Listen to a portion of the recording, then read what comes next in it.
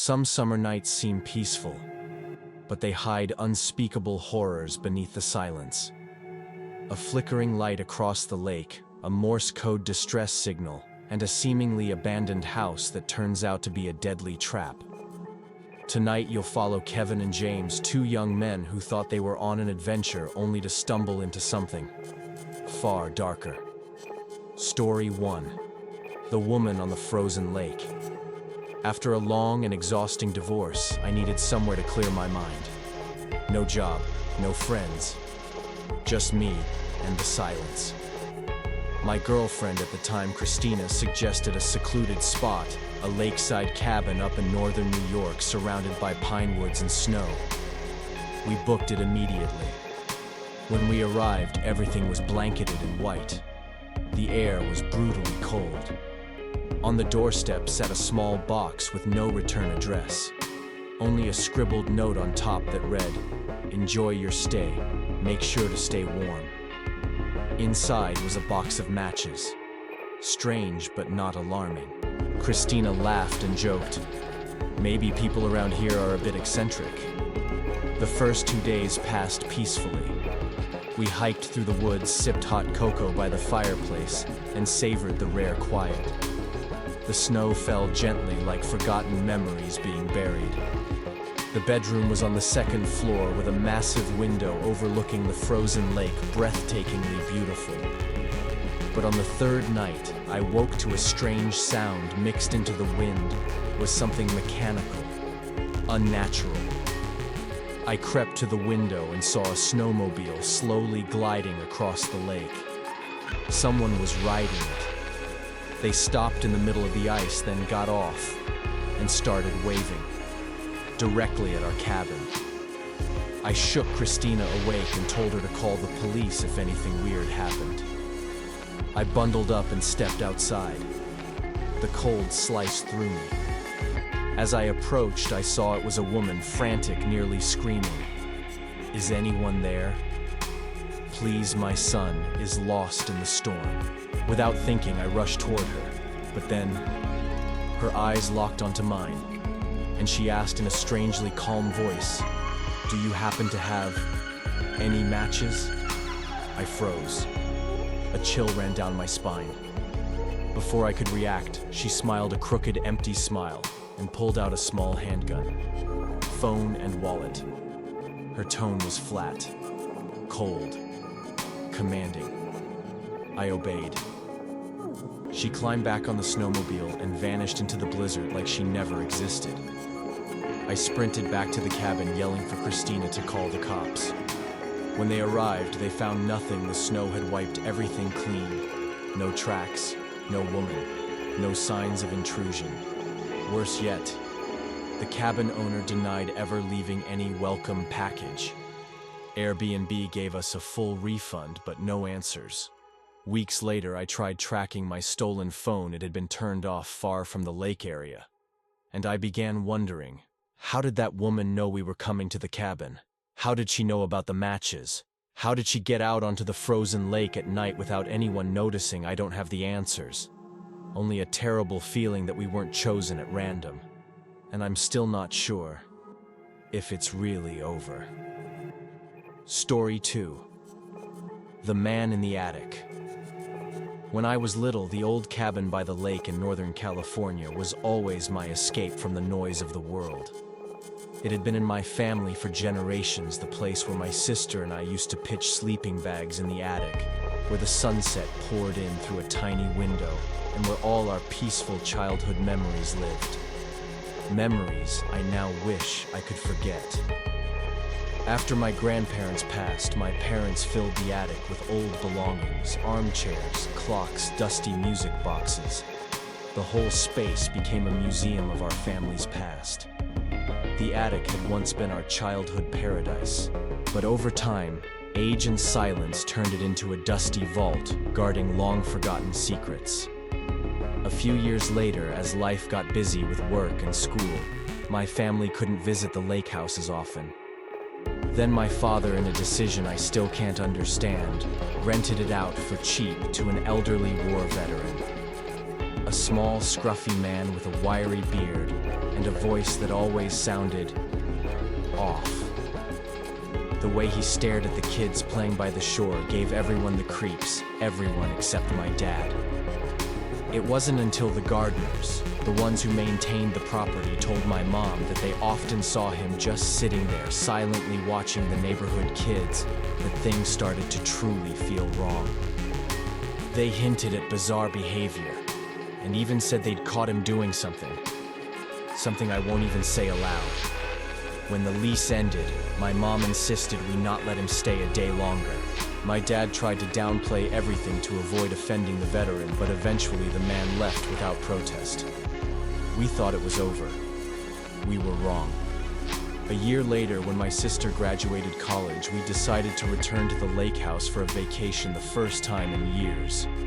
We brought our new dog Bear, a large black Labrador, strong and fiercely loyal. But just before we headed out for dinner the first night, I noticed Bear acting strange. He kept pacing, ears pricked like he was hearing something we couldn't.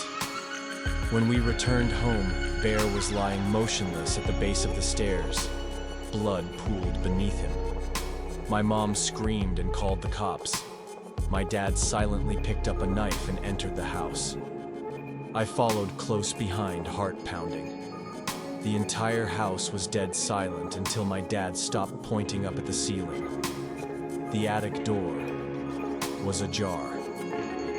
From the crack, a faint beam of flashlight spilled down. I froze. My dad climbed up without hesitation. I didn't dare follow. He came down minutes later. His face was pale, his voice low. It's him, the old man, the same one who'd lived there. He never left. He'd been hiding in the attic for an entire year using the spare key my dad had sworn he replaced. Police arrived and dragged him down. He looked gaunt, but his eyes still had that same predatory stare. We found a few of his belongings, a filthy mattress, food wrappers, and a knife stained with Bear's blood. Bear survived. Barely. But the memories of that house didn't. Since that day, none of us have ever wanted to return.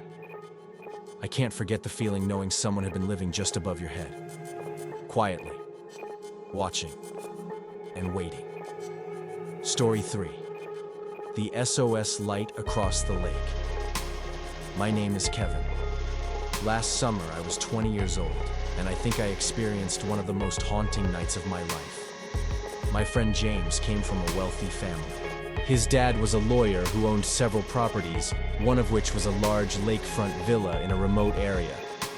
Most of the surrounding houses were summer homes, quiet, dark, and nearly always empty. James had access to the place almost any time, and we often threw parties there. But that night, it was just the two of us, a night I'd rather forget. We were sitting on the dock drinking beer, talking nonsense. I had just gone through a breakup after 3 years, so James had invited me to hang out and blow off some steam. As we talked, I noticed a faint flickering light from across the lake. At first, I thought it was just sunlight reflecting, but it kept flashing in a repeating pattern. 3 short blinks. 3 long blinks. 3 short blinks. James furrowed his brow. You know Morse code, I laughed. When did you learn that he looked at me seriously? That's SOS. I froze. We stood up staring at the house across the lake. The light was coming from the second floor window, faint but steady. It blinked for another minute, then went dark. James suggested calling the police, but we had both been drinking. I had also lost my license due to a traffic violation, so calling the cops didn't seem like a great idea. After a few minutes of back and forth, we made a dumb decision. We decided to paddle across the lake in a kayak to check it out ourselves. I know how stupid that sounds, but we had explored abandoned buildings before, and this felt like just another adventure. The sun was setting and the lake was getting cold and dark. As we got closer, I noticed the dock of the house was half collapsed.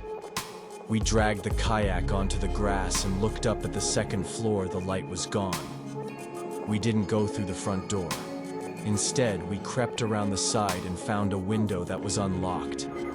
Inside, the house was empty. No furniture, no signs of anyone ever living there. We made our way up the stairs looking for the room with the window. Eventually, I pushed open a door, and inside was just an old film projector aimed straight at the lake.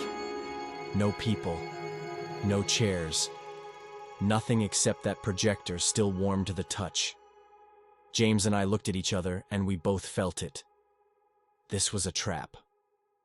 Then I heard a soft click. Another door in the room, probably a closet, creaked open. Footsteps thundered behind us.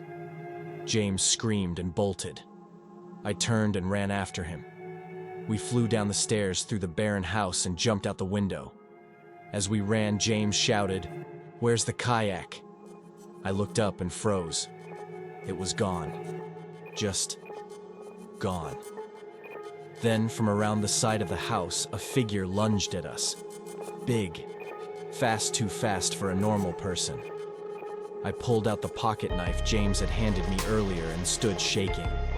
But James didn't hesitate. He dove straight into the lake. I followed. The water was bone-numbingly cold. We swam in pure panic. Behind us, the dark figure stood at the shoreline, watching, silently. We didn't look back.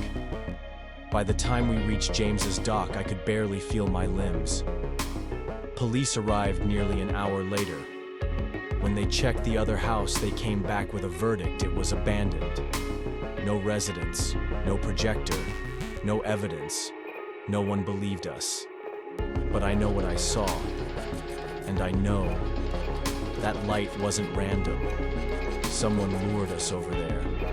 They were lucky to escape that house, but no one knows who set the trap or how many others have been drawn into that twisted game before the night ended. Sometimes when you see a blinking light from far away, don't be so quick to approach, because the one sending the signal isn't always the one who needs help.